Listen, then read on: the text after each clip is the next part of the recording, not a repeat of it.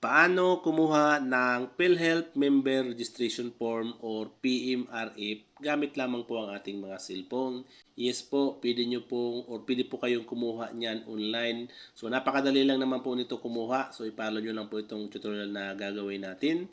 So kung may balak po kayong magparehistro sa PhilHealth or kung may balak po kayong magpa-update ng inyong mga information, minbit po, so ito pong form na to ang dapat nyo pong kuhain, okay? So kung pupunta kayo ng PhilHealth doon, kukuha kayo nito, magpi-fill up. So dito po, pwede na po kayo mag-fill up sa inyong mga bahay para po pagdating po doon sa PhilHealth, diretso na po kayo doon sa Windows na pwede nyo pong ipasa ito. So hindi nyo na po kailangan pang kumuha nito or kung magkamali man po kayo, pwede nyo pong ipakopy ng madami para po walang problema po kung magkamali kayo and then pwede nyo pong baguhan yung form na to, okay? So, ganito lang po ang gawin nyo para po makapag-download kayo nitong PMRF sa inyong mga cellphone.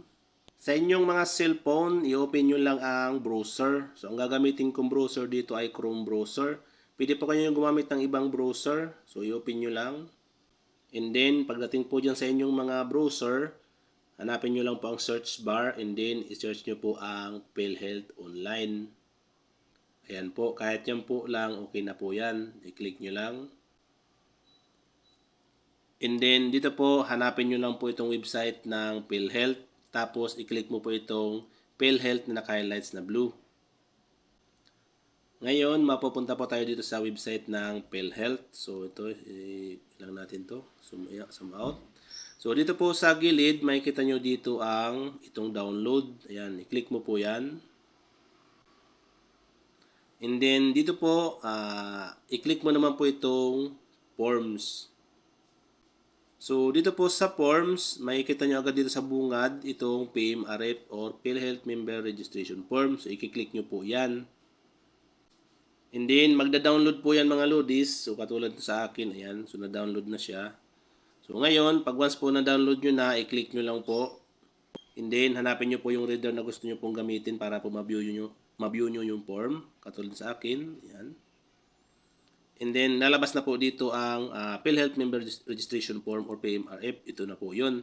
So, ngayon, pwede nyo po itong ipaprint. Pwede po kayo magpaprint ng kahit ilang pong copy gusto nyo. And then, pwede nyo na po yan mga lodis, fill upan. Kung ano man po yung gusto nyo gawin sa inyong mga PhilHealth, magpa-register or magpa-update. So, ito po yung kailangan nyo. So, ilalagay nyo lang po din yung mga information nyo. Pirmahan nyo po, fill upan nyo po. Kung magkamali man kayo, mas mabuti, magpa-print po kayo ng mas marami. Ayan.